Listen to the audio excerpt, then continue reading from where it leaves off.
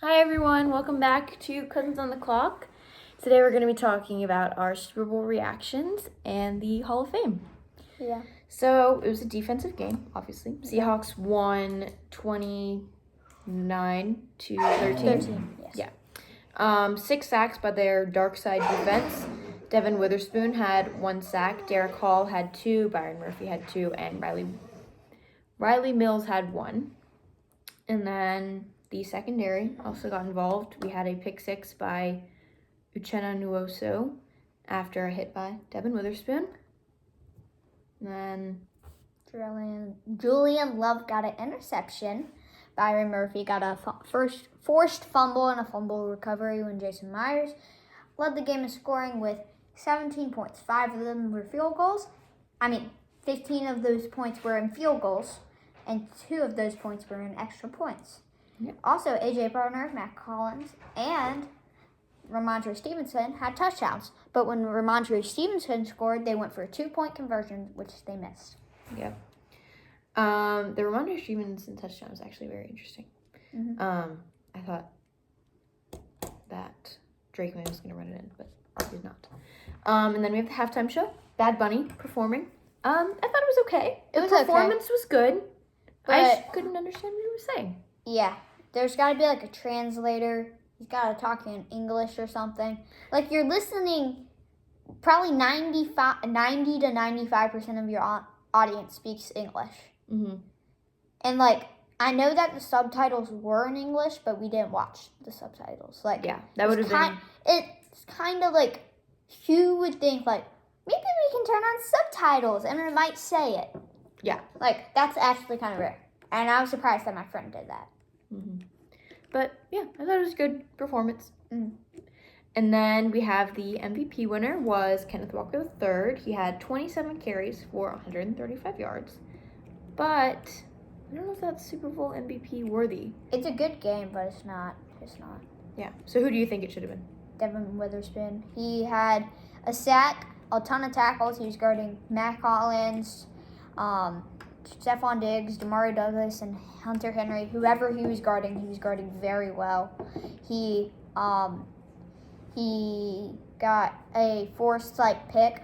He hit Drake May. He threw it popped out of his hands, and Uchenna Nwosu, of course, caught the ball, ran all the way into the end zone. But who do you think? I think it could have been Jason Myers. Yeah. I mean, if the Seahawks don't have that good of a kicker who went perfectly the whole night, then 7 might not have kicks. won the game. Yeah.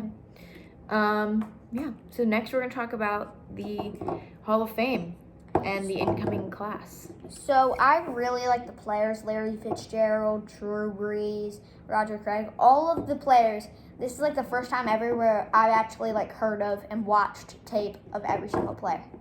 Before they got inducted, not I just researched them after.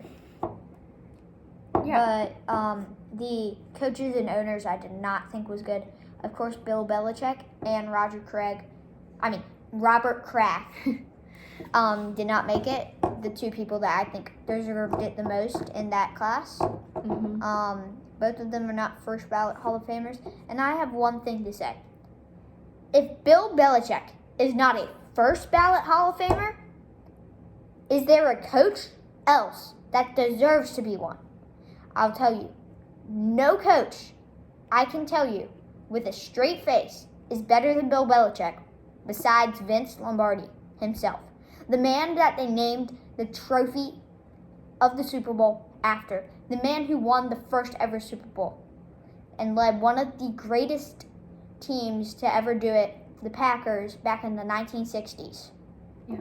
Just some stats from Bill Belichick. He had 302 total wins, including 31 postseason wins, 6 Super Bowls. The next most was Chuck Noll back in the 70s with the Steelers with 4 Super Bowl wins. Belichick won Coach of the Year 3 times with 17 division titles, 9 conference titles, and 19 consecutive winning seasons. He has the most Super Bowls, the most combined wins for a single franchise, which is 296 including the playoffs, the most seasons with 13-plus wins, 7, and most seasons with 12-plus wins, 13. He also won 2 Super Bowls as the defensive coordinator with the Giants. So I'll give you that resume and tell you to find anyone better in the whole history of the NFL, and I don't know if you can do it. Robert Kraft was with like all those Patriot stuff, so he should have also made it. Yeah. Like, the only reason I can see a soul not voting for him is because of Deflategate and Spygate, which probably was the reason for most of them not to vote of them. Yes, people hated him in like politics and people did not really like him as a person, but it doesn't really matter how much you like him. I could vote for I'll probably say my least favorite player of all time was the best player of all time. Say like my least favorite player, say Tom Brady, who's the greatest of all time. I would still vote for him if I was voting for somebody to be a first ballot Hall of Famer. And that, as a coach, like the best in the Super Bowl period, at least, coach of all time, maybe the best of all time, Bill Belichick should be a first ballot Hall of Famer. Definitely. Yeah, and then, I don't know, what did you think of NFL honors? The awards? I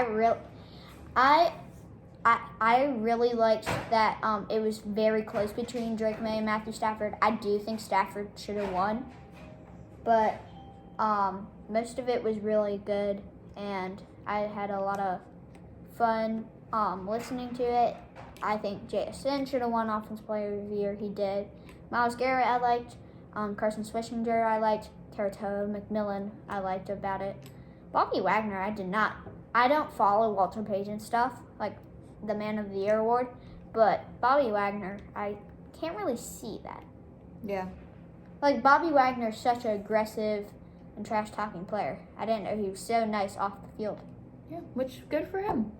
Mhm. But, yeah, I think that'll about do it for this episode of Cousins on the Clock. We will see you next week for our, what are we doing? Way too early next season predictions? Yeah, way too early. We're going to do, like, other predictions, Yeah. but this is, like, first way too early. All right, thanks for tuning in.